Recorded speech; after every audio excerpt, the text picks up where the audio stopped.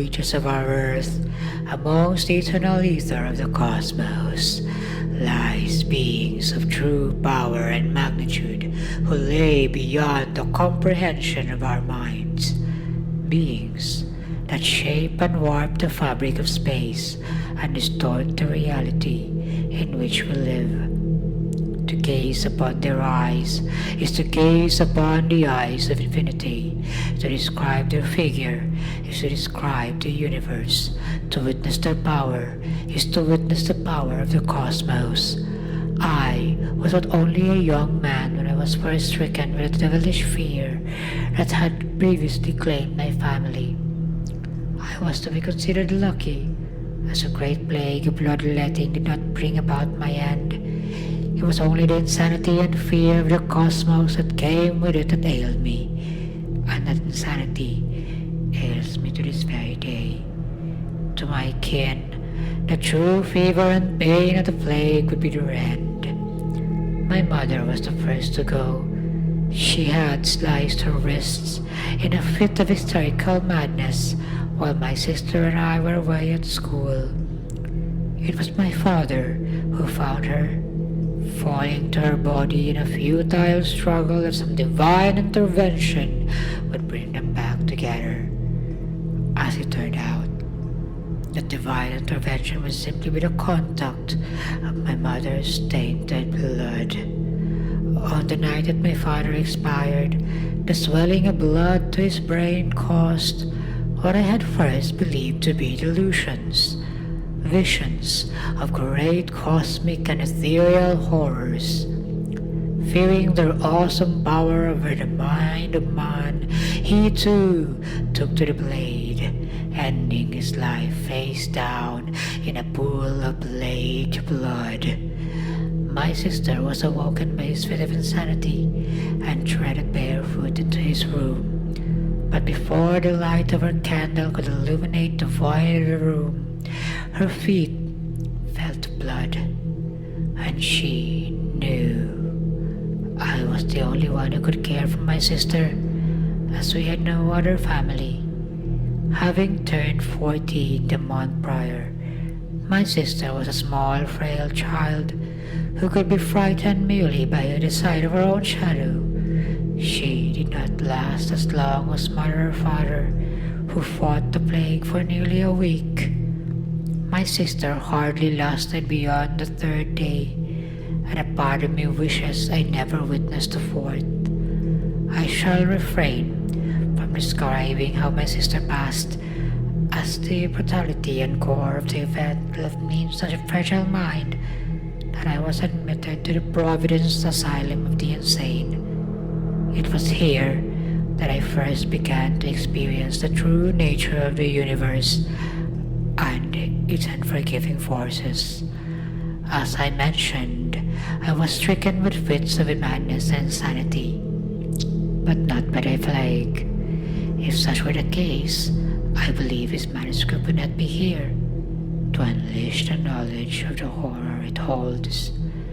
It was during the first month of my admittance into the hospital that I met an artist by the name of Joseph B. Wilcox. I never learned the reason that Joseph too was admitted to the hospital, only that he felt the need to be there to protect someone, be it his family or himself. He was a tall, skinny fellow, a neatly cut head of brown hair, and a pair of delicate blue eyes. His hands were soft and slender, like that of a woman's, a clear sign that he preferred the intellectual arts of painting and clay sculpting over the more physical and manual labor of other young men of his age. We became quick friends, realizing that we were of the more stable bunch within the hospital. Joseph would tell stories of life in a small village outside of Providence, whose name escapes my thought, and would often offer me gifts with small sketches to decorate the drab and numbing room in which I stayed. I would tell stories of working in the family shop, behind the counter to help reach the jars of sweets that neither my mother or sister could reach, or of the kind old man who often came to purchase candles and soaps, and how he would always find my youthful exuberance a charming quality I should not let go of so easily. It was the night of March 18th when Joseph entered my room, his footsteps slow and monotonous as he crept to my bedside. I did not hear him enter. I only felt as he laid one of his feminine hands on my arm and shook me.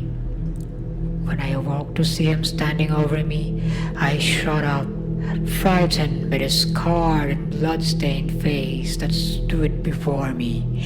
In his madness, Joseph had crafted a shiv from his bed frame and carved queer sigils along his face and arms. His eyes were bloodshot, and his mouth curled into a sinister smile. He placed the shiv on my lap and laid his hand on my shoulder, whispering some sort of terrible mantra into my ear. His hand drifted to the shiv, and he beckoned me to join him in a paradise lost a millennium ago. Blood drained from my face, and I felt my arms grow cold as I witnessed the wretched abyss manifest beyond him, and what seemed like that which is beyond the normal world. A rush of hatred and anger overtook me as I plunged the shiv into his gut. The gargled and raspy voice of my once friend slowly fading as he fell limp on the molded and rotting floor. Fear overtook as I was too terrified to remove my eyes off the body before me. When I finally broke the trance and looked up, the asylum of which I was confined had warped and twisted into a vista of blackened sky and grey earth below me. Above the vast purgatory that I stood floated a being that still haunts me in my thoughts and memories of it, and maddens me in my dreams of it.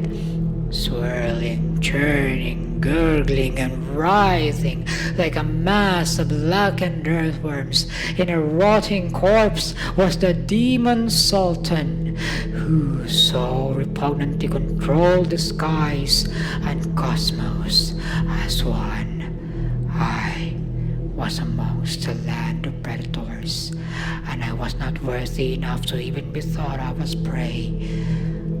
I felt the fragile mind of mine shattered, my eyes rotting from the sight of such an eldritch terror that no man would ever know. The wardens found Joseph's body and shiv under my cot, and there was no fighting what was already apparent. The horrors I witnessed remained with me in life, and when my body shall soon convulse in the noose blazed round my wretched throat by the hangman, so too shall the horrors assault me in death. For earth is not our home. Our earth is merely an asylum of the fragile-minded who are too weak to gaze upon the awesome terror and power of the universe.